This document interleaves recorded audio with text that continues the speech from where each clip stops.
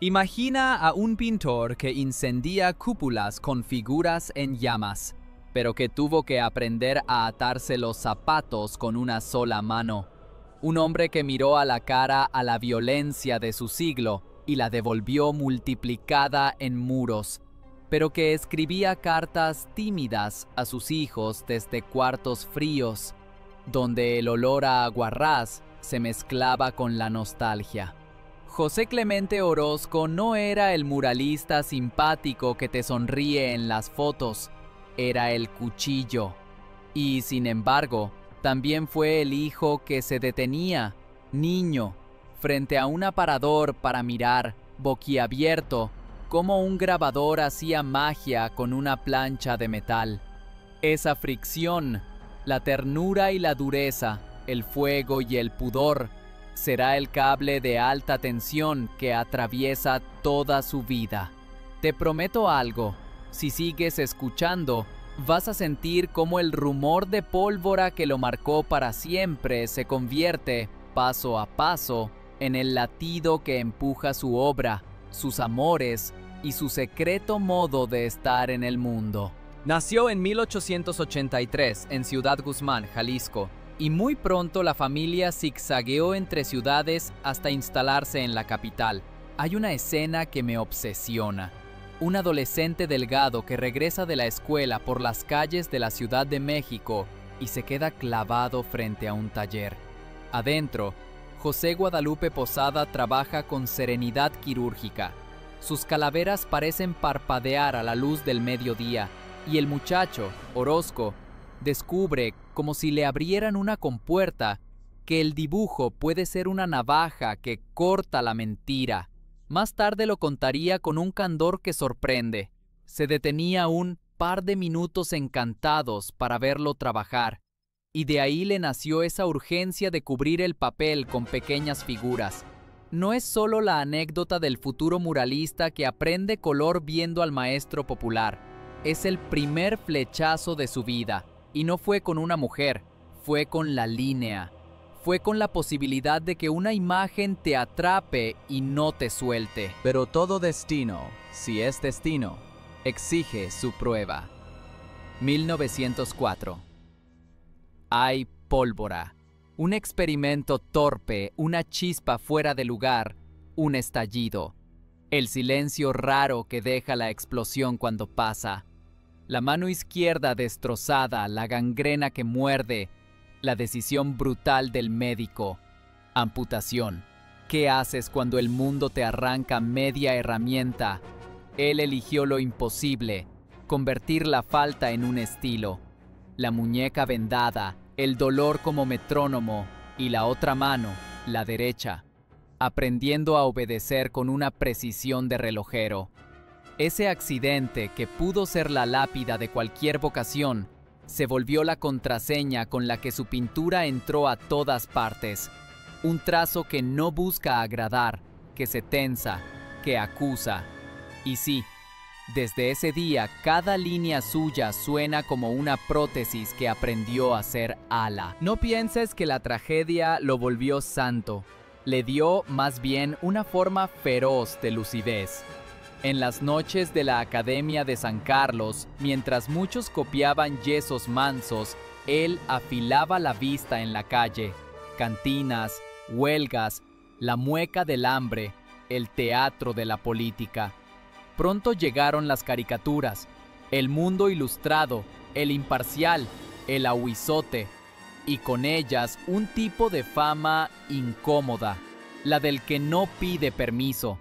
Dibuja políticos como si fuesen títeres que alguien mueve desde la sombra, curas con ojos de vidrio, burgueses hinchados de nada. Y entre esos papeles aparecen mujeres que no son musas ni angelitos del hogar, sino cuerpos plantados en su propio peso, la risa ladeada de la cabaretera, la resignación de la obrera que carga el día en los hombros. Desde temprano, el femenino en Orozco no es postal, es una pregunta dolida.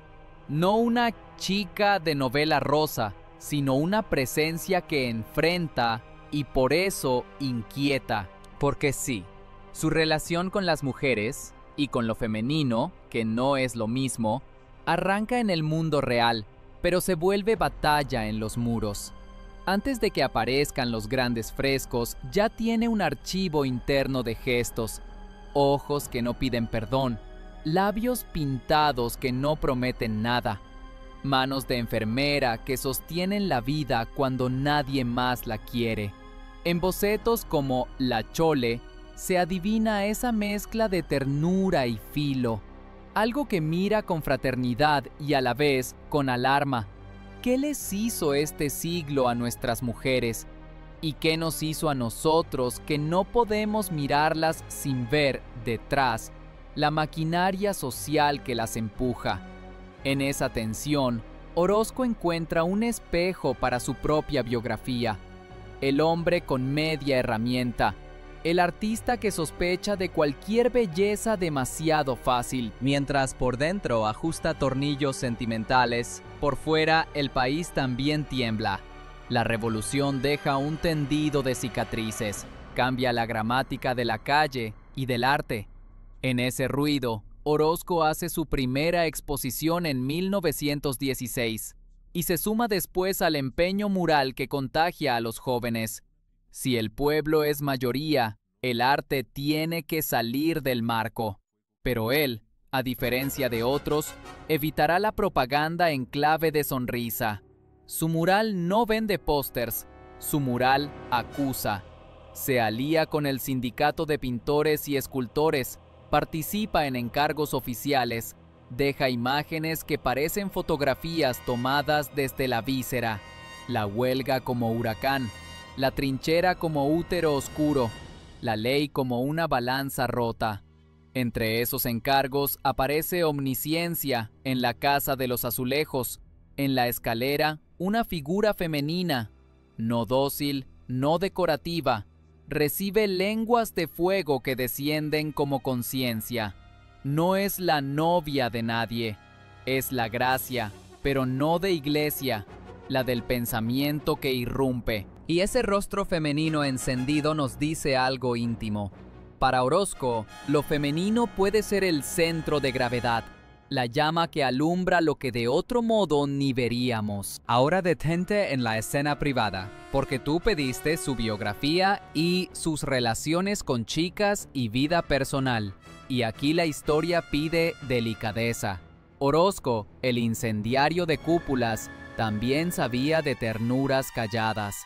En 1923 se casa con Margarita Valladares. Con ella tendrá 3 hijos, Clemente, Alfredo y Lucrecia. No hay crónica rosa, no hay entrevistas a la salida de un teatro. Hay más bien la discreción de una pareja que arma su casa mientras él pelea con paredes, con comités y con demonios propios. La leyenda del artista voraz convive con la imagen doméstica de un padre que, cuando podía, regresaba con olor a cal y pigmento y dejaba en la mesa un dibujo a lápiz como si fuera un ramo de flores. Es fácil decirlo ahora, pero en ese momento cada decisión olía a dilema: quedarse cerca de los suyos o irse detrás del trabajo que ardía en otra ciudad. En su caso, el arte no fue amante, fue un volcán, porque el mundo no siempre te aplaude donde naciste. En 1927, después de años de saberse menospreciado por una parte del ambiente artístico, Orozco toma una decisión que marcará su intimidad. Se va a Estados Unidos. La palabra es seca y duele. Se va. Deja a su familia en México y cruza la frontera con una carpeta de dibujos y un orgullo herido que, paradójicamente, lo empuja. Ese salto no fue una aventura turística, fue un éxodo. En Nueva York, la ciudad que mastica y no pide perdón, trabaja, exhibe, duerme poco. Y mientras escribe cartas de afecto y promesa, el frío se le mete hasta el hueso. La década que sigue lo hará famoso, sí, pero también lo volverá un hombre que aprendió a amar con la distancia tatuada. En esa ausencia larga se forjan los malentendidos que luego la gente llama mito. Lo cierto es que desde ese momento su vida amorosa tiene una grieta, la que deja el deber que te arranca de casa. No estuvo solo allá, no del todo. En el ecosistema neoyorquino aparecen manos tendidas. Una en particular será decisiva, la de Alma Reed, periodista y promotora cultural que se enamoró, no sabemos si de él, pero sí de su obra, con una intensidad que se mide en hechos. Reed le organiza su primera exposición importante en Nueva York, le abre puertas, le presiona encargos. Su salón, Delphic Studios, se convierte en una trinchera donde Orozco encuentra aliados. ¿Fue romance? Los archivos y los testimonios hablan, sobre todo, de complicidades profesionales profundas, de una fe terca en su talento y de una defensa pública cuando otros miraban a Rivera con preferencia. Si te lo digo así es por honestidad. Orozco fue hermético con su intimidad. Los diarios no lo persiguieron por amoríos, y las biografías serias no rebotan nombres de novias a la ligera. Lo que sí hay es esta huella. Una mujer que lo apoyó sin descanso y que apostó por su voz cuando pocos se atrevían. Y vuelvo a lo que arde, su manera de mirar a las mujeres en la pintura. Si esperas flores dulces, aquí no. En Orozco, la mujer puede aparecer como fuerza telúrica o como señal de alerta. Puede ser la que entrega el fuego a la humanidad, esa gracia en omnisciencia, o la mueca feroz de la prostituta en Catarsis, que nos devuelve la mirada con un gesto que no es complacencia, sino espejo. Por eso hubo, y hay, quien hable de misoginia en su obra. Hay ensayos que sueltan esa palabra como un reto. ¿Misógino porque no las pinta bonitas? ¿Misógino porque exhibe la mercancía en que la modernidad convirtió sus cuerpos? Orozco no escribe tratados de género, pinta conflictos. Y su conflicto, el de su siglo, es que el industrialismo y la ciudad rompen a todos por dentro, mujeres y hombres, aunque a ellas les cobren con intereses. Si te acercas, verás que allí asoma también la compasión del que no se engaña. La furia con que acusa es, a la vez, la ternura del que quiere despertar del trance. Hay otro punto que conviene decir en voz baja, casi como quien confiesa. El accidente de la mano no solo modeló su técnica, le cambió la manera de tocar el mundo. ¿Cómo se abraza con una sola mano? ¿Cómo se acaricia una mejilla cuando el muñón recuerda, a cada roce, la fragilidad?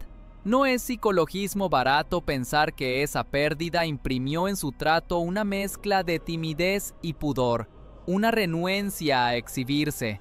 En un medio donde otros muralistas hacían del amor espectáculo, Orozco se guardó. Su biografía no es un catálogo de amantes, es la crónica de un hombre que, cuando hablaba del deseo, lo hacía con metáforas sísmicas, empujándolo hacia escenas donde el cuerpo es un campo de batalla social. Y sin embargo, quienes trabajaron cerca lo recuerdan capaz de una lealtad sobria. No necesitaba decir "te quiero" a gritos, te lo pintaba con fuego en un muro entero. Piensa en esa casa mexicana donde a ratos el padre falta y la madre sostiene. Margarita, discreta y firme, deja poca estela en los periódicos, pero mucha en la vida real. 3 hijos que crecen con el rumor de que su papá anda pintando historias gigantes en otros cielos. Hay tardes en que el teléfono suena con noticias desde California o New Hampshire. Hay cartas donde él promete volver. Hay dibujos que viajan doblados en sobres. Es una escena íntima, más íntima que cualquier chisme. La logística del amor cuando la vocación exige arena y cal a miles de kilómetros. Y esa elección, que muchos juzgan desde la comodidad del sillón, fue en él un desgaste, un precio. Por eso su obra no tiene sonrisas fáciles. Las cambió por la honestidad de un corazón que, a veces, también se sintió exiliado de mesa y abrazo. Ahora, antes de que creas que todo es gris, déjame mostrarte la chispa. El mismo hombre que podía volverse piedra frente a la injusticia, sabía encender de alegría un cuarto con una sola anécdota. Como un buen fresco, empieza con el olor de la cal apagada. Como el dibujo, cuando alcanza su temperatura, suena por dentro como un motor encendido. Esa combustión interna también tocaba su vida personal. No hay testimonio serio que lo pinte cruel en lo privado. Hay, en cambio, ese aire de reserva de quien prefiere que hablen los murales. Si la pregunta es, ¿y las chicas? La respuesta adulta es, hubo mujeres decisivas en su camino. La madre, las modelos anónimas que le enseñaron la verdad del gesto, la esposa dueña de una paciencia rara, la promotora que se jugó por su voz, y hubo, sobre todo, una relación central con lo femenino como símbolo, como fuerza ética y poética. Allí amó Orozco, en el punto donde la mujer deja de ser tema y se vuelve brújula. Y así, con la pólvora ya hecha destino y el hogar latiendo a distancia, lo vemos caminar hacia el encargo que cambiará su vida. Prometeo en Pomona College, el primer gran fresco en Estados Unidos. Pero no te lo cuento todavía. Quédate con esta imagen que prepara todo lo que sigue. Es de madrugada en Manhattan. Él desenrolla papeles sobre una mesa. La luz busca con torpeza el contorno de un torso, y en el silencio se oye la ciudad respirar como un animal enorme. Antes de que el mundo lo aplauda, Orozco está solo con su línea. No hay público, no hay diploma. Está la mano que falta y la otra que aprende tercamente a dibujar el incendio. Mañana, esa línea atravesará fronteras y sin pedir permiso nos enredará la garganta. Hoy, apenas, empieza a arder. Imagina a un dios castigado que, aún con una mano atada al cuerpo, se roba el fuego y baja a dártelo a la cara. Eso fue Orozco en 1930, no un artista que consigue un encargo, sino un Prometeo de carne y yeso que, en una cafetería universitaria de California, trepa andamios como si fueran riscos y pinta una llamarada que hace parpadear al continente entero. Detente un segundo en el gesto, el profe distraído, el estudiante con la charola, la conversación sobre exámenes y de pronto, en la pared, un titán de ojos encendidos te suelta la chispa en pleno mediodía. Nadie se prepara para eso. Tú no te preparas para eso. Por eso la historia de Orozco en Estados Unidos no se entiende como viaje de trabajo. Es una expropiación.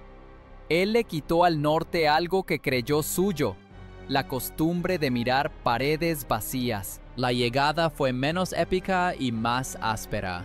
Maleta flaca, calor húmedo en verano, frío de cuchillo en invierno, un español que topaba con puertas de vidrio. El ruido de Manhattan podía ser una orquesta o una trituradora, según el día. En ese torbellino hay una mujer que le hace más fácil respirar. Alma Reed, periodista y promotora que olía la potencia como quien huele lluvia antes de que caiga. Le presta oídos, le presta sala, le presta, y esto importa, la fe. Del otro lado, galerías que no sabían pronunciar su apellido empiezan a escucharlo. Orozco, que en México ya se había ganado fama de duro, ahí aprende otra disciplina, la tosudez de la sobrevivencia. Pintar con el hambre ronroneando en el estómago y el reloj clavándote el ojo seco del alquiler. Él nunca fue el emigrante que se deshace en nostalgia color sepia. Fue el extranjero que trabaja como si cada pared fuera una pista de aterrizaje en emergencia.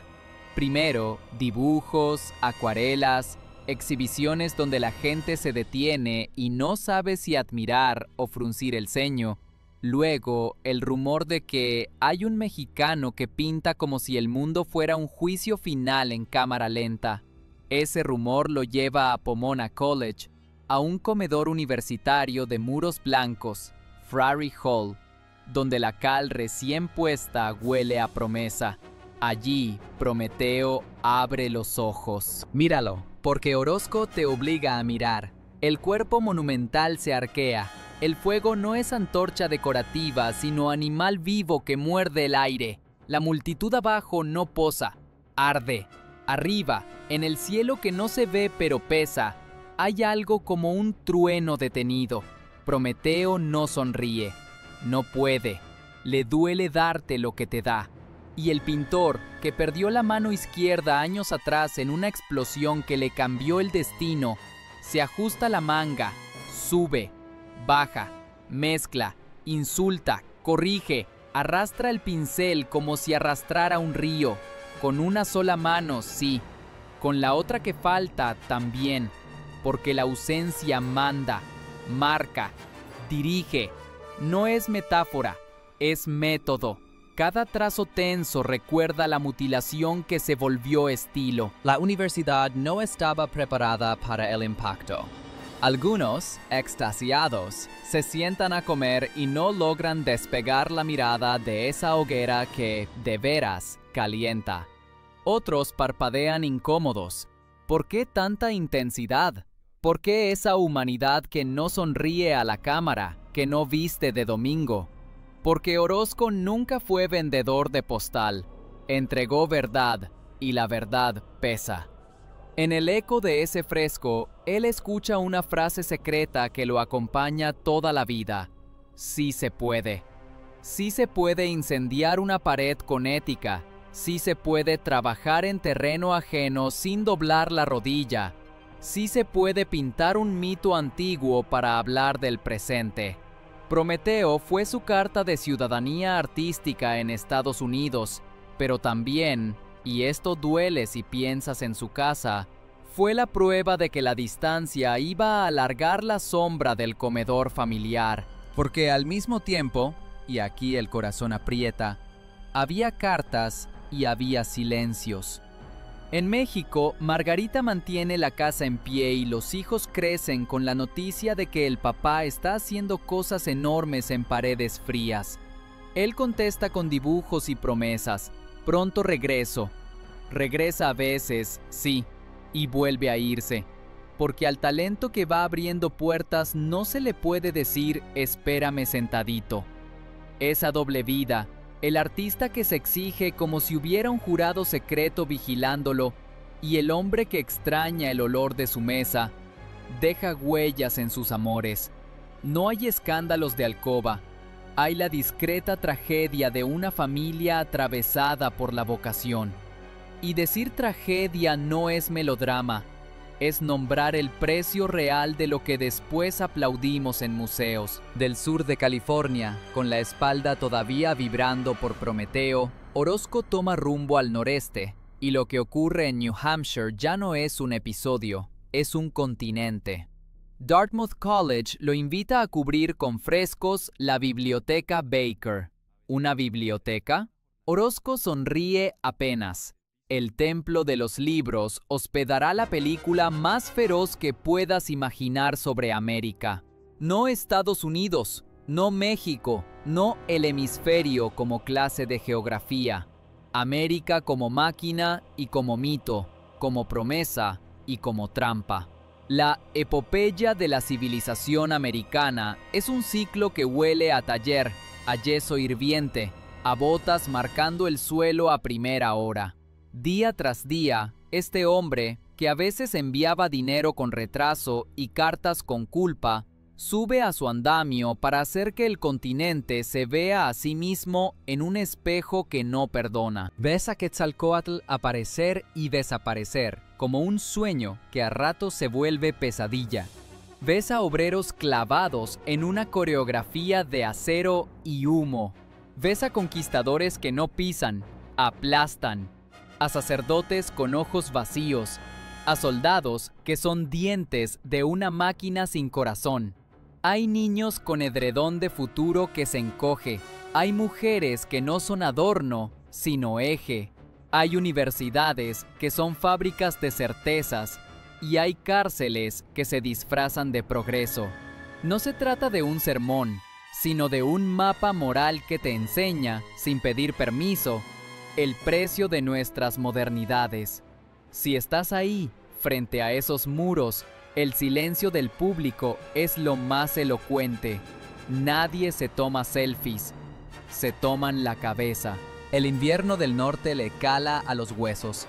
Pero Orozco descubre que la intemperie es buena para la tensión con la que le gusta trabajar. A veces, terminando una jornada, baja y se queda mirando desde el piso el conjunto. Si el mural fuera un animal, ¿respira parejo? ¿Tiene pulso? Hay noches en que el guardia de la biblioteca jura haberlo oído hablar solo, como quien conversa con un huésped enorme y caprichoso. Bájale, súbele, no luzcas, respira. En esas noches también revisa cartas de México con una mezcla de ternura y reproche. ¿De veras era necesario irte tan lejos?, pregunta una tinta invisible. Él contesta, sin escribirlo, sí, porque si no, me pierdo. No es la respuesta que uno quiere oír en casa, es la que entendemos después, tarde, cuando ya le dieron a esa pared el estatus de patrimonio. Y sí, la mujer sigue ahí, no solo en su vida, también en la gramática de la obra. Ese femenino que en Orozco no es damita en jardín, ni novia con lazo, sino magma. En Dartmouth hay rostros femeninos que sostienen la escena como vigas. Hay manos de madre que no son dulzura cliché, sino energía de raíz. Cuando pinta, él no retrata mujeres, encarna la fuerza que, en su imaginario, sostiene y acusa al mismo tiempo. No hay caballerosidad, hay respeto brutal. Mirarlas de frente sin convertirlas en dulces.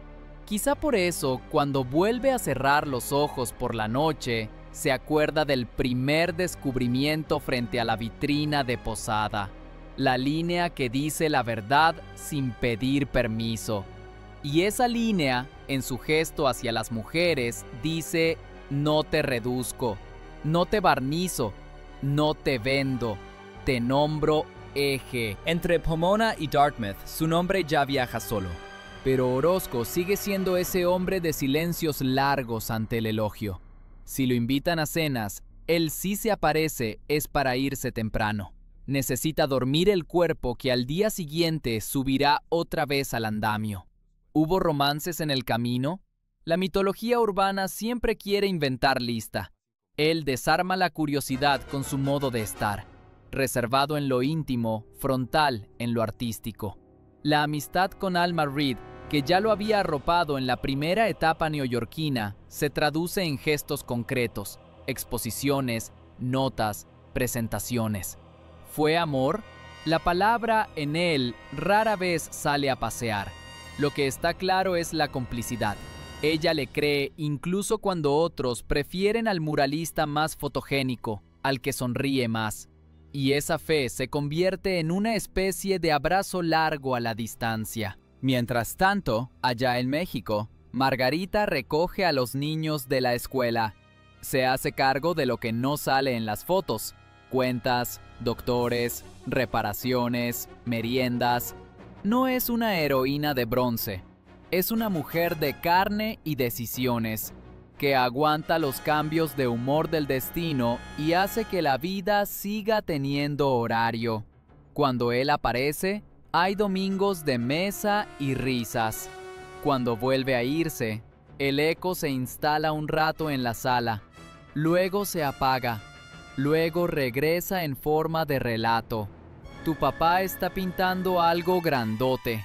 Si tú estás escuchando esto y quieres una escena cursi, no te la voy a dar. Te voy a dar la que duele de verdad. Un niño que le enseña a su mamá el dibujo que llegó por correo. Una niña que pregunta cuánto falta para que vuelvan a ir a Chapultepec con él. Una esposa que guarda el papel en una carpeta y en el mismo gesto guarda la esperanza. Cuando la epopeya de Dartmouth se cierra, Orozco no solo carga con la gloria, carga con un agotamiento que no se cura con dormir 3 días. En los periódicos, su nombre ya se pronuncia con respeto, a veces con miedo. Algunos críticos lo quieren encerrar en una etiqueta: pesimista, trágico, moralista. Él les escapa. No hay apodo que aguante cuando la obra avanza como un río desbordado. Y es justo en ese momento, cuando cualquiera se hubiera quedado cobrando cheques en el norte, que decide regresar a México. No por nostalgia, sino porque allá hay paredes que claman. Una de ellas, en el Palacio de Bellas Artes, será un rugido. Catharsis. La palabra en griego suena a cirugía sin anestesia. Orozco la vuelve pared en 1934 y la bautiza con la mezcla de pintura, sudor y mundo que le gusta. No es un mural, es un espejo roto que te obliga a recoger las piezas con las manos. El sexo y la violencia bailan una danza sin maquillaje. La ciudad y la guerra se besan con maquillaje corrido. Los cuerpos, masculinos y femeninos, no posan. Se exhiben en su entrevero más incómodo. Nada de púdicas cortinas, nada de ramilletes. Si eres de los que buscan belleza calmada, ahí te va una verdad. Hay bellezas que raspan y también son necesarias. Frente a Catarsis, algunos se indignan, otros se sienten liberados de una hipocresía que huele a polvo. Él no quiso escándalo, quiso limpieza. Sacar la pus de una modernidad que, a base de negar su violencia y su mercado, se nos estaba gangrenando en los huesos. En esos años, su relación con la vida privada sigue el patrón de siempre: intensidad en el trabajo, discreción en la casa. ¿Que si tuvo novias como para llenar un catálogo? No. O no que haya quedado registrado con tinta seria. Sí tuvo, en cambio, encuentros con modelos, con colegas, con escritoras, con estudiantes, donde el respeto era ley. Y si alguna vez la chispa saltó, él hizo lo que siempre: guardó la intimidad bajo llave y dejó que la biografía pública fuera la de sus muros. Ese hermetismo, que a algunos les parece anticuado, es en el fondo una ética. La vida personal no es materia prima para el espectáculo. Lo que se ofrece al público es la obra. Y sin embargo, aunque no haya crónica rosa, sí hay humanidad. Escenas pequeñas que dicen más que una portada. José que llega con el puño de la camisa manchado de cal y pide un café. José que mira callado a su hija dibujar y le corrige con suavidad el peso de la sombra. José que discute con un funcionario por el presupuesto y al salir aprieta los dientes sabiendo que ese dinero es también pan en su mesa. José que abraza con torpeza, el muñón le recuerda la herida, y que, por lo mismo, aprende otro lenguaje del cariño, el de construir techos de imágenes bajo los cuales, de algún modo, caben todos. Algunas noches de regreso del taller, él y Margarita caminan sin prisa, como si el reloj hubiera olvidado correr, y hablan con un tono que tú no escucharás en entrevistas porque no estaba hecho para abrir micrófonos. Pero la montaña que se acerca pedía más que ternura. En Guadalajara, el Hospicio Cabañas, esa nave inmensa en medio de la ciudad, con su cúpula que parece oír rezos y gritos desde el virreinato, lo espera con un encargo que parece imposible: cubrir su bóveda y sus salas con un programa iconográfico capaz de contar una historia sin palabras. Ya sabes que a Orozco los imposibles le dan hambre. En 1936 se instala. Los corredores huelen a silencio y a infancia, porque el hospicio fue hogar de niños sin casa. Orozco asume esa memoria como una responsabilidad. Si aquí hubo fragilidad, que ahora haya claridad. Revisa la arquitectura como un capitán revisa un barco. Calcula dónde pegará el relámpago y dónde debe caer el descanso. Recorre con los dedos el relieve de las molduras. La cúpula, arriba, pide un corazón. Él tiene uno. Un hombre en llamas. Antes de subir a la cúpula, hay una coreografía que vale la pena describir porque torea la poesía y entra al detalle que nos enseña la piel del oficio. Los peones preparan la cal. El agua, al tocar la cal viva, suelta un vapor que piquetea la nariz. El yeso se vuelve piel reciente y sobre esa piel, el fresco acepta el pigmento solo mientras respira. Orozco lo sabe, el fresco no perdona indecisos, hay que entrar sabiendo. Él prueba con el dedo, como un panadero prueba la masa. Listo. Luego los pigmentos, molidos como si dentro de cada grano estuviera agazapado un recuerdo volcánico, la brocha ancha, las cerdas domadas por el uso, el pincel que se vuelve bisturí cuando debe, machete cuando toca. Y, en medio de esa logística, el silencio de su concentración. El mundo cabe en el rectángulo de pared que hoy, solo hoy, está en su punto. Desde abajo, los ayudantes miran cómo el hombre que todos imaginan hecho de hierro se mueve con una coordinación de bailarín y albañil. No hay glamour, hay ritmo. A veces un golpe seco de rabia contra el andamio. A veces una carcajada breve si un chiste distrae la pesadez del día. ¿Quién diría que el ogro público sabe contar una anécdota que afloja la tensión y, de paso, pone al equipo en la misma vibración? Cuando la luz baja, la cúpula parece una luna de cantera. Cuando la luz sube, es un domo que enciende el sentido del lugar. Y poco a poco, como un secreto que va tomando forma, empieza a aparecer eso que luego se convirtió en emblema. Un ser humano, no un santo, no un dios incapturable. Un humano hecho de fuego. No arde por castigo, arde por destino. Paralelo a esta misa laica del trabajo, su vida íntima sigue tenue, sostenida por unos pocos nombres y lazos sinceros. Orozco no presume, Orozco no cuenta. Orozco no escribe cartas donde narra conquistas. Su sensualidad, cuando aparece, es en el trazo. Las líneas que hacen la curva de un hombro femenino en omnisciencia no buscan una mirada masculina complacida, sino el peso exacto de una revelación. La mujer en su obra no es promesa de cama ni puritanismo de altar, es la guardiana del fuego. Si en su biografía se cruzaron amigas, compañeras, admiradoras, discípulas, su anecdotario no fue de bragueta, fue de conversación. Y esa diferencia hoy vale oro. En un mundo que convierte todo en mercancía, que un artista de primera línea haya defendido el misterio de su intimidad es casi un acto revolucionario. En medio del trabajo ciclópeo de Guadalajara, también se asoma el México de entonces, el eco de la reforma agraria, la política con su foso de intrigas, la iglesia observando, la universidad midiendo. Orozco no hace propaganda, planta preguntas que duelen, y el país que se acostumbra a nombrar a los muralistas como si fueran equipo de fútbol, Rivera, Siqueiros, Orozco, empieza a entender que el más áspero de los tres, el menos fotogénico, el que nunca fue cortesano, está levantando sin pedir reflectores la Capilla Sixtina de la Furia. Para entonces, su matrimonio ha pasado por más de una tormenta.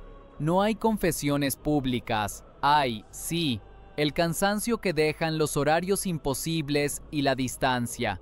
Pero también hay lealtad, la certeza de que, cuando la salud flaquea, hay una silla a la que regresar, y él regresa, no siempre a tiempo, no siempre con flores, a veces con un dibujo que, si lo miras bien, trae escondidos 3 abrazos. Ya casi podemos mirar hacia arriba y ver completo el vórtice del hombre de fuego, pero no corramos. Antes, imagina la ciudad afuera. Guadalajara suena a pregón, a tranvía, a misa, a mercado. El hospicio, adentro, suena a latido. Esa sincronía hace algo en la obra. Las imágenes no son de museo silencioso, son de calle organizada. Por eso, cuando vengan los visitantes y se planten en medio del patio a mirar, no sabrán si hablar bajito, como en templo, o quedarse callados, como ante una tormenta. Y ahí, justo ahí, la biografía y la vida personal de Orozco dejan de ser capítulos para volverse materia de una misma llama. ¿Qué clase de amor sostiene a un hombre que pinta hasta romperse el cuerpo? El amor a su familia, sí. El amor a sus maestros y aliados. Y un amor que no se dice mucho, pero todo el tiempo está. Amor al país que lo duele y al continente que lo desconcierta. Porque en Orozco la palabra amor nunca fue un tatuaje en la muñeca. Fue la manera de tensar la cuerda entre lo que debía hacer y lo que deseaba. Amó como trabajó, sin adornos, con una honestidad que raspa. Si alguna vez fue injusto en el carácter, si alguna vez se le salió el lobo por la boca, también supo pedir perdón con acciones, hacerse cargo, sostener, volver a empezar. Y ese detalle, que no sale en placas conmemorativas, es el que a mí me hace creerle cuando pinta a la mujer no como trofeo ni como víctima, sino como centro. No le tembló la mano para acusar la complicidad social con la violencia contra ellas. No le tembló tampoco para reconocer su fuerza. Ahora sí, regresemos la cámara a la cúpula. Los trabajadores han retirado algunas tablas y el aire sube en espiral como si obedeciera la lógica de la imagen. Orozco, abajo, mira hacia arriba con una fatiga que podría dormir a un ejército. Sonríe apenas, no porque esté satisfecho, los grandes nunca lo están del todo, sino porque sabe que lo que están haciendo ahí ya no le pertenece. Hay obras que son de su autor, hay obras que, en cuanto secan, son de todos. Esta es de todos. Y cuando por fin, unos meses después, el hombre de fuego se encienda entero, cuando la llama parezca moverse si tú te mueves, cuando el rojo no sea color sino temperatura, entonces entenderás que su biografía y su vida íntima, su relación con las mujeres, con la familia, con las amigas y aliadas, no son capítulos sueltos, son combustible. Queda una última imagen para cerrar esta parte con la cuerda bien tensa. Al atardecer, Orozco sale del hospicio y la ciudad se vuelve cobre. Se ajusta el saco, guarda la mano derecha en el bolsillo. El muñón recuerda, siempre recuerda, la explosión vieja.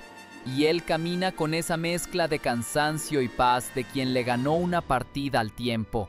A unos metros, una pareja discute en voz baja. Al otro lado, unos niños juegan a patear una lata. Detrás, una mujer cruza la calle con una canasta que desprende olor a pan. Todo eso, la vida sin título, la vida sin placa, se le cuela a Orozco como un coro. Mañana volverá a subir. Mañana, el fuego tendrá otro matiz. Mañana, el país, que nunca termina de nacer, se verá otra vez en su espejo de cal. Imagina que entras al patio del hospicio al amanecer y el aire ya viene caliente, aunque el sol apenas asoma. No es clima, es pintura secándose a la velocidad del pulso. En lo alto, donde la cúpula parecía un oído de piedra atento a los rezos de otros siglos, ahora flota, no, vibra, un cuerpo humano envuelto en llamas. No es santo, ni mártir, ni mito congelado. Es alguien que pudo ser cualquiera de nosotros, y sin embargo, ardió primero. Los trabajadores caminan en puntas para no romper el hechizo. Un ayudante tose por el polvillo de cal. Otro compara el rojo en la paleta con el rojo que late allá arriba y descubre, con un susto chiquito, que el rojo del muro ya no es color, es temperatura. En el piso, Orozco se pasa el dorso de la mano por la frente. La camisa pega al cuerpo y la media manga arremangada deja ver el muñón que, como un segundo corazón, late su recuerdo de pólvora. El silencio dura lo que tardan 2 palomas en cruzar la cúpula. Luego alguien suelta apenas un carajo de admiración, suave, para que nadie lo oiga, porque esas palabras se dicen como quien reza. El hombre de fuego ya está ahí, y la ciudad, toda, se ha hecho un poco más despierta. No exagero si te digo que ese instante le cambió las costillas a Guadalajara. Arriba, las lenguas de fuego dibujan una espiral que no se entiende con la cabeza sino con el estómago. Te agarra, te voltea, te deja con el vértigo de haber visto tu propia energía pelona. Abajo, los corredores del hospicio todavía huelen a infancia sin casa, a pasos menudos, a disciplina de patio. Esa memoria, en contacto con la imagen, hace chispas. Nadie sale igual después de mirar ese domo. Y Orozco, que no era dado al teatro, lo sabe. No sonríe, no posa, pero en su mirada hay un brillo feroz de misión cumplida. A veces uno olvida que la grandeza no hace ruido. Ese día, la grandeza respiró en el centro de un edificio que fue refugio, castigo, guarida, escuela, espera. Un edificio que al recibir ese fuego parece por fin entender lo que fue, una nave para cruzar una tormenta. De esa cúpula, que es altar laico, herida luminosa, trueno detenido, Orozco baja sin prisa, pide que le alcancen un banco. Se sienta y mira hacia arriba, como mira un padre en la graduación, con orgullo que pica y preocupación que no dice. ¿Está todo? ¿La espiral respira? ¿El rojo conversa con la sombra? Los cuerpos de los muros laterales, esos que cuentan pedazos de la historia colectiva, ¿se integran al vértigo central o se disuelven? Lo sé, suena técnico, pero también es íntimo. Porque para él, que nunca separó el oficio de la ética, esa integración es una forma de amor. Juntar lo distinto sin volverlo masa, cruzar hilos sin anularlos. La gente que entra por primera vez no conoce esas preguntas, pero las siente. Por eso guarda silencio, por eso sube la cara hasta que le duelen el cuello y los ojos. Por eso sale con la sensación rara de haberse asomado a un volcán encendido que no quema por fuera, sino por dentro. Y sin embargo, atención, nada de lo que acabo de contarte habría sido posible sin la musculatura invisible de días y días de batalla. El fresco es un animal que se deja tocar solo unas horas, cuando la cal está viva, cuando el muro está a punto como pan que ya subió. Orozco aprendió a escuchar ese punto como quien reconoce, a ciegas, la respiración de alguien querido. Si la pared pedía machete, él entraba con brochazos que parecían golpear. Si pedía bisturí, la punta del pincel acariciaba apenas, dejando un borde de sombra que, días después, se volvería vena de la imagen. Entre esos gestos, su vida íntima bajaba a hacer guardia. Cartas que llegaban de México con la letra conocida, noticias del crecimiento de los niños, el gasto, la salud de los suyos. Abría sobres con la mano derecha, mientras la izquierda, la que ya no, recordaba la explosión de juventud que le marcó el destino. A veces una frase de Margarita, breve y firme, le sostenía el día. Aquí estamos. Esas 3 palabras podían con el peso de un andamio entero. Cuando la espiral de fuego quedó sellada en cal y pigmento, Orozco podría haberse escondido un mes en su casa a dormir de corrido. Pero la ciudad, el país, la época, esa máquina que no descansa, le tendieron otra pared, el Palacio de Gobierno de Jalisco. Ahí, sobre la escalera, lo esperaba un fantasma con apellido y grito. Hidalgo, sí, pero no de bronce mudo, sino el de la noche encendida. La escena, a primera vista, parece ritual patriótico. Uno se prepara para la estampa de calendario escolar. Pero Orozco no sabe dibujar estampas, sabe desenterrar nervios. Su Hidalgo no declama, incendia. La llama no es adorno, es decisión que se levanta, es rabia que se vuelve claridad. Quien sube la escalera siente el calor de un incendio viejo que, de pronto, ya no es pasado. Y ese detalle, que la historia oficial suele evitar, él lo pone en primer plano. La independencia no fue un acto lindo, fue un acto peligroso. Llevó olor a pólvora, a carne temblorosa, a cura con puño alzado. A su manera, Orozco está diciendo, el origen de lo que ahora das por hecho se pagó caro. Honrarlo no es repetir la foto, es no perder la capacidad de temblar. Y aquí la cuerda se tensa en otro eje, la política, porque los murales de Orozco, y este en particular, no son decoración de oficina pública, son incomodidad que se instala para siempre en el tránsito diario del poder. Funcionarios, visitantes, escoltas, secretarias, estudiantes, suben, bajan, pasan junto a un hidalgo que enciende, junto a figuras que denuncian la maquinaria de los falsos líderes, junto a símbolos que caricaturizan la hipocresía social. No todos están contentos. Hay quien frunce el ceño. ¿Para qué tanto? ¿No bastaba con algo bonito? No, no bastaba. Porque si el arte público se vuelve amable hasta el desmayo, traiciona su razón de ser. Orozco, austero a la hora de explicar, lo sabía.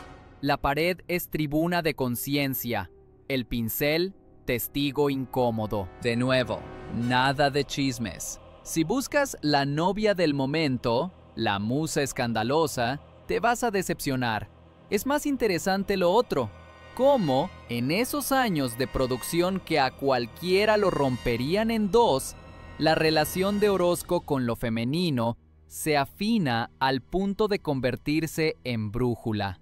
En el Paraninfo de la Universidad de Guadalajara, cuando pinta el pueblo y sus falsos líderes y el hombre creador y rebelde, la presencia de mujeres no es florero ni concesión al ojo. Son puntos de gravedad. En una escena, el gentío se deja arrastrar por discursos huecos. Hay una mujer que no aplaude, mira. En otra, la figura central, humana, no divina, se abre paso entre engranes y dogmas. Una mano femenina sostiene un libro, otra apoya, otra empuja. El femenino en Orozco es energía que sostiene y cuestiona a la vez. No le tengan miedo a esa lectura. No reduce, no idealiza, respeta con dureza. El Paraninfo, dicho así, suena culto, frío, pero entra si puedes imaginarlo. El eco de los pasos sobre el piso, las voces en el lobby, un estudiante que llega tarde a clase, otro que sale a fumar al patio, una profesora que se detiene de golpe porque sintió que la miraban desde el techo. Y sí, la miraron, un rostro pintado que detectó su pensamiento. No es místico, es el poder de una imagen instalada en el lugar donde se funde el conocimiento.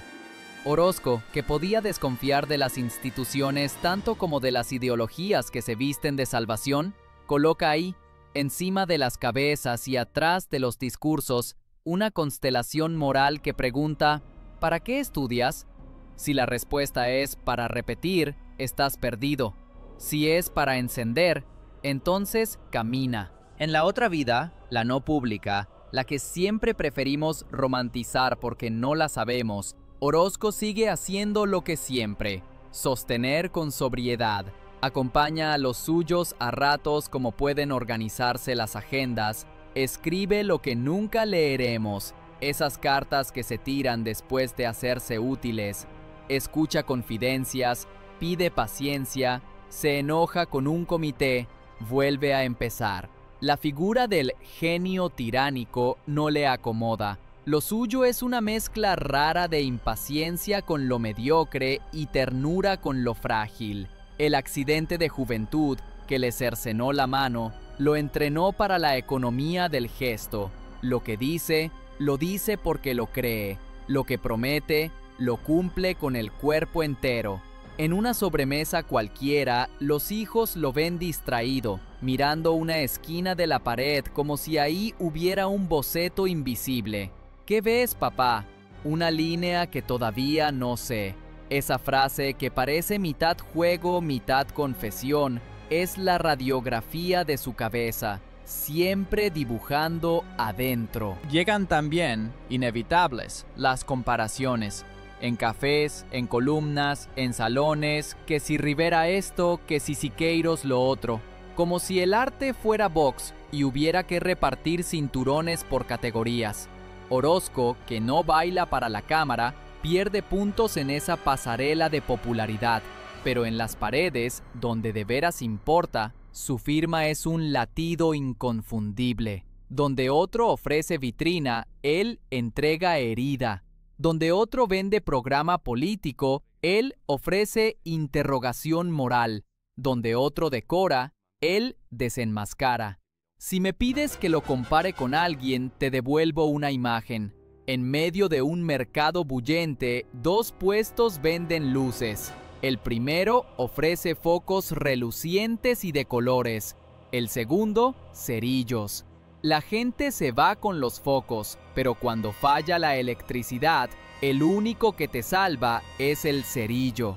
Orozco era ese cerillo, chiquito al ojo distraído, imprescindible cuando se va la luz. También hay risas, ojo. La leyenda del severo perpetuo oculta al hombre que soltaba un comentario de humor seco que te dejaba pensando toda la semana.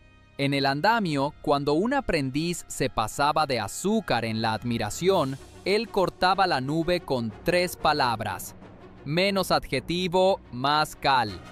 Y sí, en su diccionario íntimo, cal era una palabra sagrada. Estaba hecha de oficio, de disciplina, de humildad. No hay nada más humilde que moler pigmento, ni nada más orgulloso que ponerlo exacto en el muro. Cuando un visitante importante preguntó si no pensaba alegrar una escena con un par de flores, repitió con educación mortal: ya trae fuego.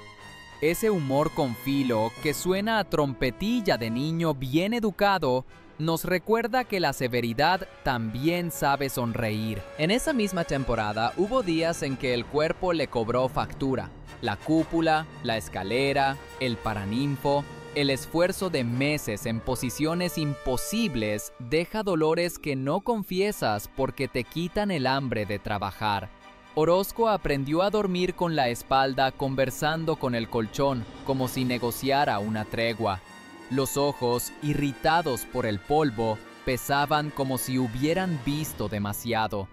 Y habían visto la modernidad, la violencia, la esperanza. Todo eso entra por los ojos, y si no sabes dónde colocarlo, te rompe por dentro. Él lo colocaba en el muro, y quizá por eso llegó a viejo sin convertirse en piedra. El fuego interno le dio movilidad. Mientras tanto, la prensa recorta y pega etiquetas. Misógino, escribió alguien que quería provocarlo, y se fue contento a su casa por la tarde. Orozco no contestó con carta abierta, contestó como sabía, pintando a mujeres que no caben en el insulto ni en el pedestal. Cuando un periodista insistió en las chicas, Él hizo un gesto breve, cansado, como quien aleja una mosca. Lo suyo no eran chicas en plural de inventario. Lo suyo eran personas concretas, con vida, con voz, con peso. Si alguna vez la intimidad llamó a su puerta en forma de risa y ojos cómplices, la recibió sin armar escenario. Si alguna vez una estudiante o una modelo se volvió conversación prolongada, supo separar el estudio de la novela y, sobre todo, supo no convertir a nadie en accesorio. A eso, que parece nada, algunos le llamamos decencia. Hay un retrato que me gusta contar porque condensa los hilos de su carácter. Noche tibia en Guadalajara, después de una jornada pesada. Regresando a casa, se detiene frente a un puesto de frutas. Observa los mangos con la misma concentración con la que mira un fragmento de muro. El frutero, sin reconocerlo, le recomienda: «Estos son los más dulces». Orozco toma uno, lo pesa, lo huele, lo deja. Toma otro, lo gira, lo acerca a la luz de la bombilla. «Ese», dice, «paga». Y ya con el bulto en la bolsa, agrega con seriedad cómica: «Para pintar hay que aprender a oler». El frutero se ríe, sin entender la escuela entera que se le acaba de ofrecer. Es así, la atención a la materia, sea cal, sea fruta, sea mirada, es el secreto de su fuego. Una tarde, en el Paraninfo, un grupo de estudiantes se le acercó como si fueran a confesarse. Querían consejos, querían el secreto. Él respiró hondo, como quien sopla una brasa para que no se apague, y contestó: «No se enamoren del espejo». Silencio. Luego explicó: «El artista que pinta para verse bonito en el reflejo del aplauso se muere de hambre aunque coma todos los días. El que pinta para encender a otros quizá pase frío un rato, pero al final se calienta por dentro. ¿Se puede vivir así? Se puede, si aceptas que el amor, también el amor de pareja, a veces tendrá que aprender el ritmo extraño de tu fuego. No todos aguantan». Por eso, la vida sentimental de Orozco no es novela de sobremesa, es ingeniería de resistencia. En esos años también hubo fiestas. No te imagines antros con reflectores. Eran salas con linóleo y humo de cigarro.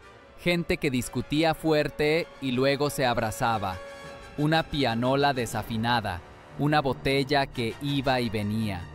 Cuando alguien sacaba a cuento el caso de tal o cual divorcio sonado entre artistas, él se servía poco, casi por educación social, y desviaba la charla hacia la obra. Se dirá que era frío. No, era cuidadoso. Sabía que el chisme es cal viva sobre piel ajena. Y si la vida ya duele la suya propia, ¿para qué andarle echando más a la de otros? El respeto, en él, tenía forma concreta, un silencio puesto en el lugar correcto. Regresemos a las paredes, porque de ahí sale el rumor más nítido de su persona.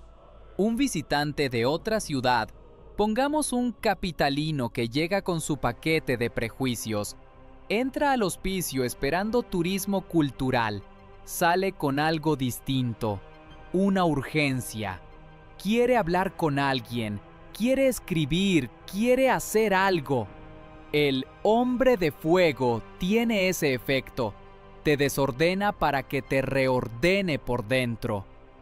En el Palacio de Gobierno, otro visitante, pongamos un funcionario joven que sube la escalera deprisa, detiene un paso frente a Hidalgo. Ese segundo perdido le cambia el discurso de la próxima reunión. Quizá no usará una consigna hueca hoy. Quizá diga algo con valor. En el Paraninfo, una estudiante que estaba a punto de dejar su carrera porque esto no sirve, ve, arriba, la escena del creador rebelde, y sin solemnidad decide permanecer. ¿Te parece cuento? Pregunta a cualquiera que haya respirado bajo esas bóvedas. El arte de verdad se mide por la vida que provoca, no por los folletos que reparte. Y en la casa, de noche, cuando por fin baja la luz y el cuerpo reclama, vuelve la pequeña liturgia de lo cotidiano. Un tazón, un pan, un trapo húmedo que quita el polvo de las manos. Un gesto de cariño que dice más que una declaración. Una frase suelta para los hijos. Una mirada cómplice con Margarita que cose el día. La mano derecha, tendida sobre la mesa, descansa por fin. La ausencia de la otra no es drama, es parte de la arquitectura. Duermen. En el sueño, tal vez, reaparece la vitrina de Posada, o el fuego de Prometeo, o la cara impasible de una mujer que no se dejó reducir en el papel.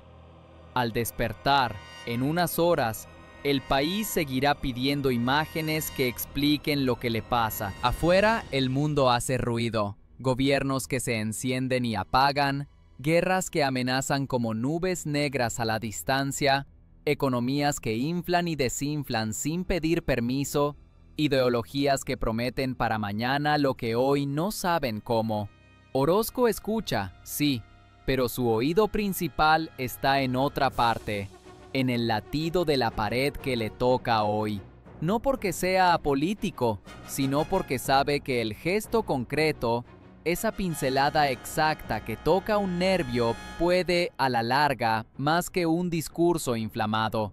Mientras tanto, la gente de su entorno, la que lo quiere de veras, entiende su lenguaje silencioso. Si hoy está arisco, no es contra ti, es que el fresco hoy está en un punto difícil. Si hoy te mira con luz, es que la pared respiró y él también. Te prometí dinamita y te la estoy cumpliendo con escenas, no con exageraciones. Un hombre que incendia cúpulas y escaleras desnuda con violencia las mentiras de su época.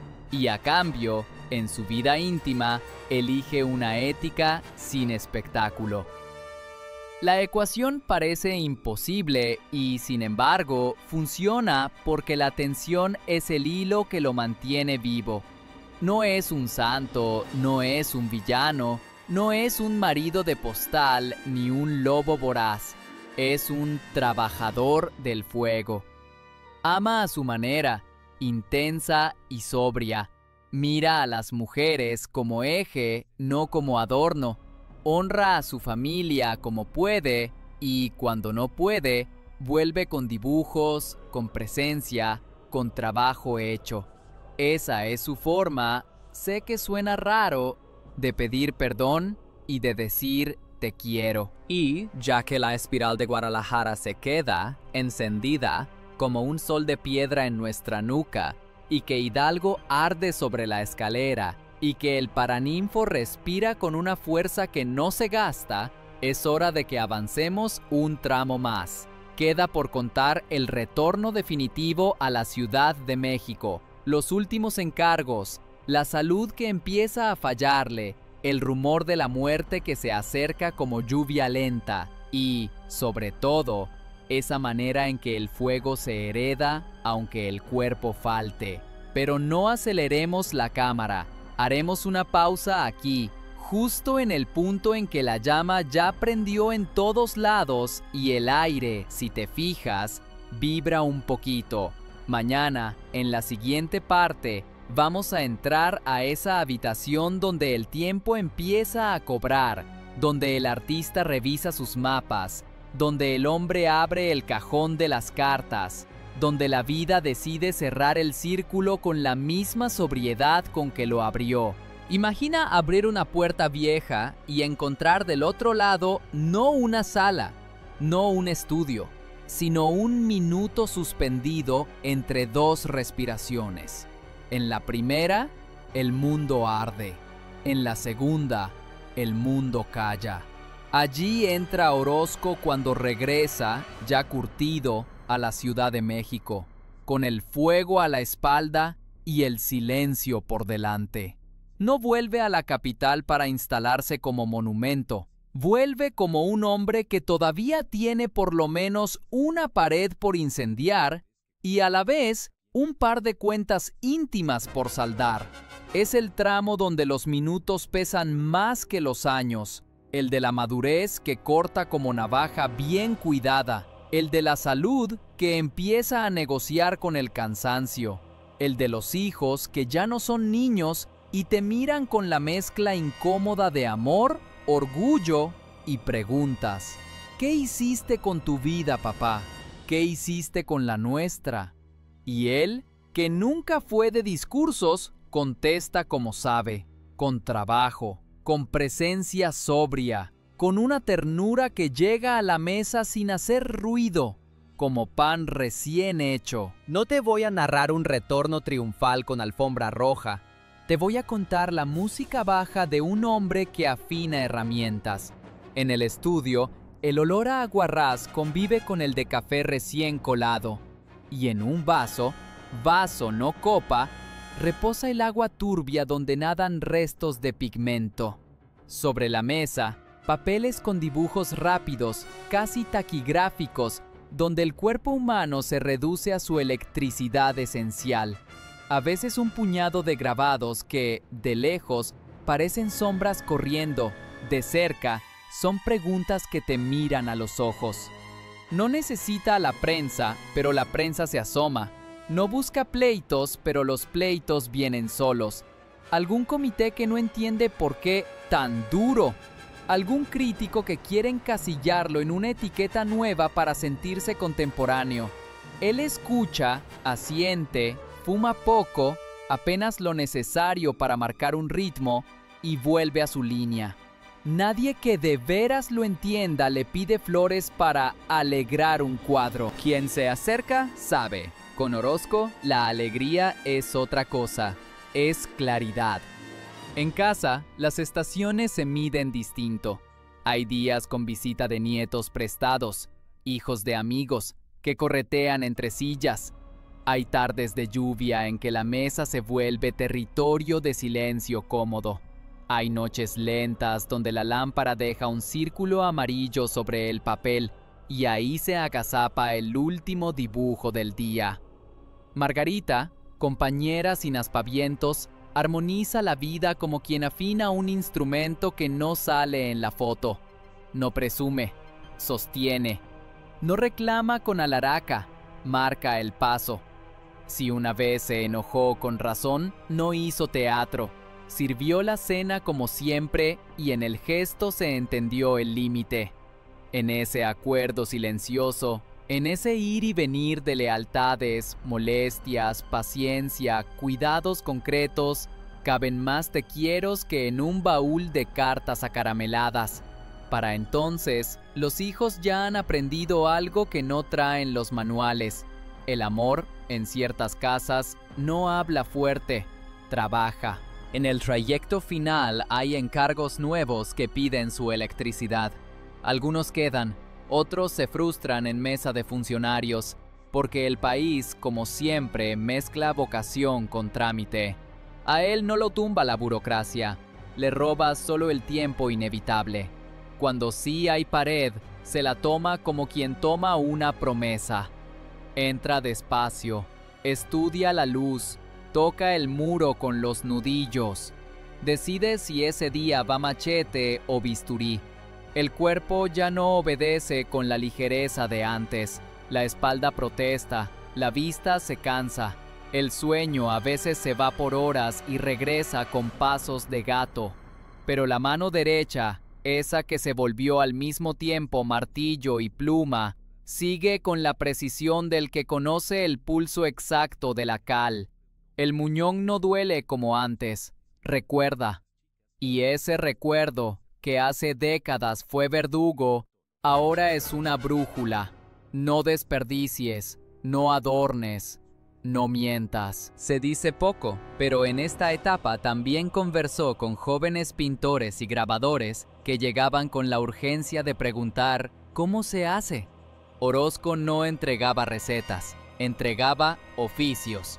Ve a la pared como si pudieras escucharla. No enamores al público, enciéndelo.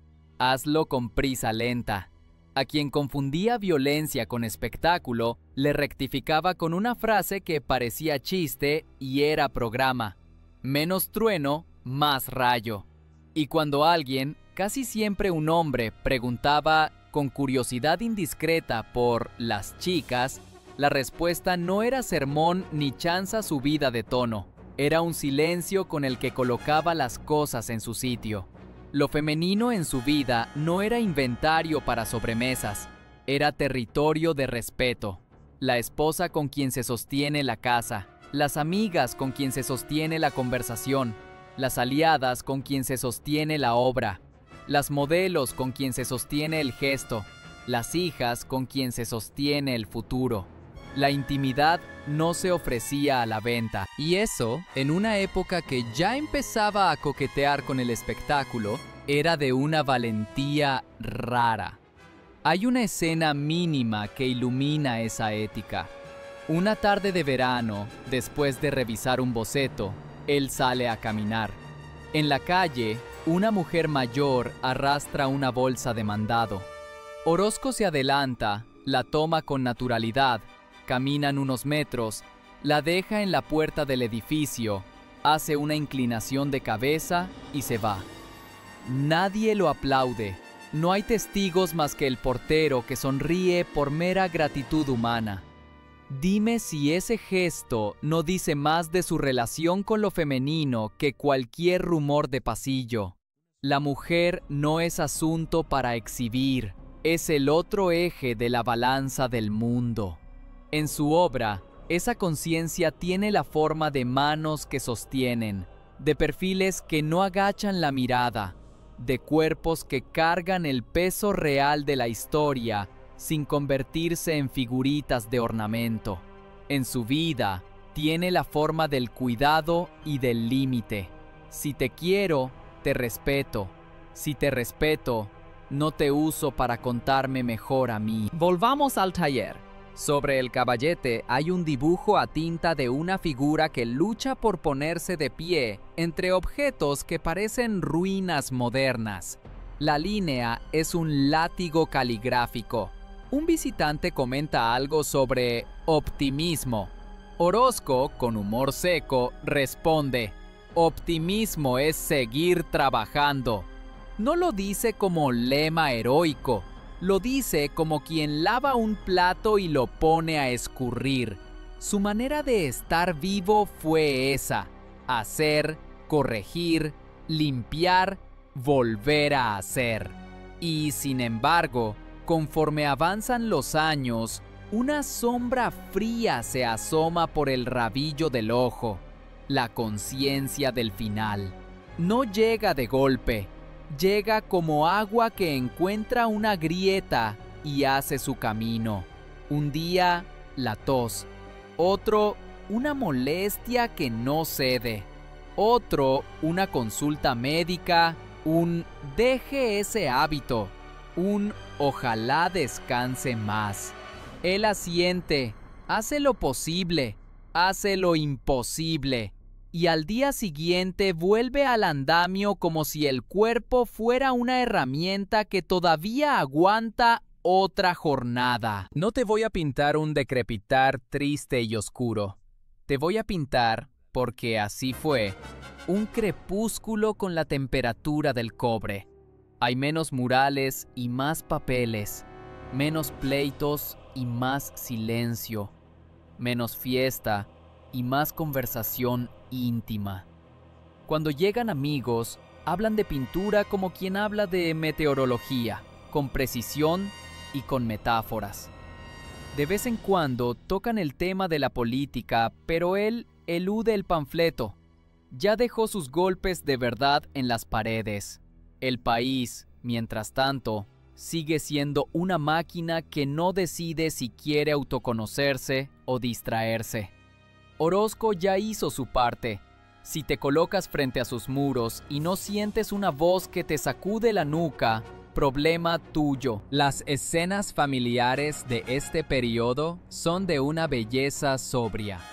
Una tarde, su hija abre una carpeta y encuentra un dibujo que le parece distinto. Hay una ternura menos encubierta, un gesto de calidez sin máscara. Se lo enseña a él. «Me gusta así», dice ella. Orozco sonríe con esa sonrisa escasa que vale más porque no aparece cada 3 minutos. «A mí también», contesta. En esa línea puede verse el recorrido entero, del joven que descubre la navaja del dibujo, a la vuelta a casa del que aprendió que la navaja no está peleada con la caricia. No es que se ablandara, es que su dureza aprendió cuándo bajar el arma. Y llega una mañana sin espectáculo, el rumor que nadie quiere oír y todos sabemos pronunciar. La vida decide cobrar. El cuerpo dice basta. No hay murales pendientes que lo retengan. Hay, sí, paredes encendidas que ya no le pertenecen, cartas guardadas en un cajón, libros con esquinas dobladas, herramientas que conservan su temperatura como si el dueño fuera a volver en media hora. La muerte, discreta, hace su trabajo sin pedir reflectores. No hay crónica escandalosa, no hay portada de revista con lágrimas de tinta. Hay, otra vez, la sobriedad. El hombre que le dio a México y a América una gramática ética del fuego se va como vivió, sin teatro de más. ¿Y qué queda? No me pidas un inventario de méritos. Pide mejor un mapa de vidas que se encendieron porque él existió. Un estudiante que decidió no mentir a su talento. Una profesora que comprendió que lo femenino en la cultura no es cuota, es columna. Un funcionario que, subiendo la escalera frente a Hidalgo, enderezó, aunque fuera por un día, el valor de sus decisiones. Una madre que, al mirar el hombre de fuego, encontró un lenguaje para explicar a su hijo que la dignidad a veces arde y duele, pero vale. Queda también una lección doméstica. El arte puede exigirle al amor acrobacias, sí, pero si hay respeto y claridad, la familia se inventa sus propias coreografías para no caerse del hilo. En la casa de los Orozco no hubo novela de sobremesa. Hubo una ingeniería silenciosa que mantuvo el techo en su sitio mientras el padre incendiaba cúpulas. Queda, por supuesto, la conversación sobre su relación con las mujeres. Si te quedaste esperando la lista, no me escuchaste. Su biografía se niega al inventario. Lo que sí podemos decir con firmeza es que su mirada a lo femenino fue una de las brújulas morales más finas de nuestra pintura. No idealizó, no redujo, no convirtió en estampa. Señaló la violencia, pública y privada, que atravesaba a su época. Y en los muros puso a las mujeres donde les corresponde, en el centro de la fuerza que sostiene y cuestiona al mismo tiempo. En lo personal, defendió el misterio contra el circo. En lo público, defendió su dignidad contra la decoración. Si eso no es un gesto amoroso, ¿qué es? Y, sin embargo, sería injusto quedarnos solo con la solemnidad. Hay también chispas de humor que nos acercan al hombre de carne. Cuentan que, ya maduro, un joven le preguntó si el secreto del buen mural estaba en los colores.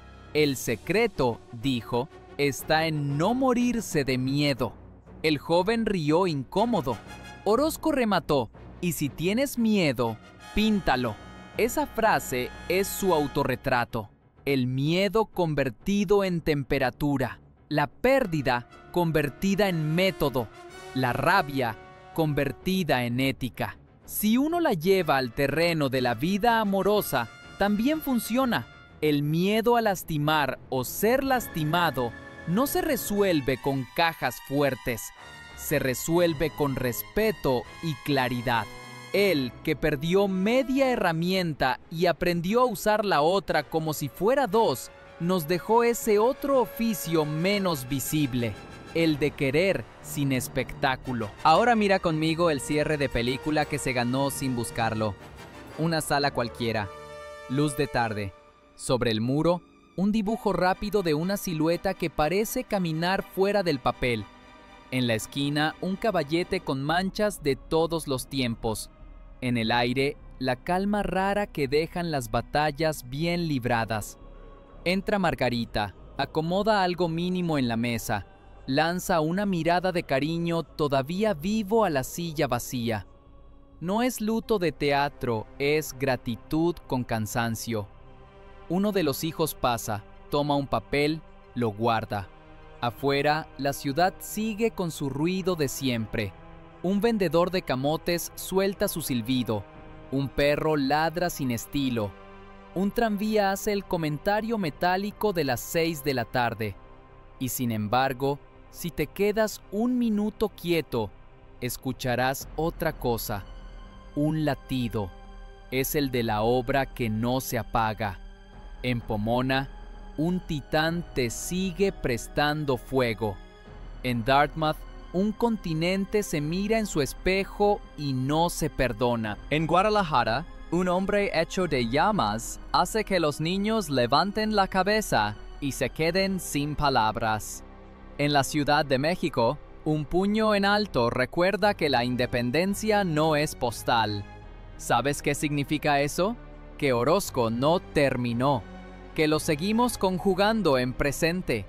Cada vez que una pared se usa para decir verdad y no para colgar coartadas, cada vez que una mujer es mirada sin reducirla, cada vez que una familia decide sostener su propia coreografía contra el ruido y el cansancio, cada vez que un artista elige el rayo y no el trueno, la cal y no el perfume, la ética y no la selfie, ahí está él, con una sola mano, con la otra que falta convertida en brújula, con el fuego disciplinado que se reparte sin apagarse. Te prometí, desde el principio, un cable de alta tensión que juntara lo íntimo y lo público, lo amoroso y lo político, lo doméstico y lo monumental.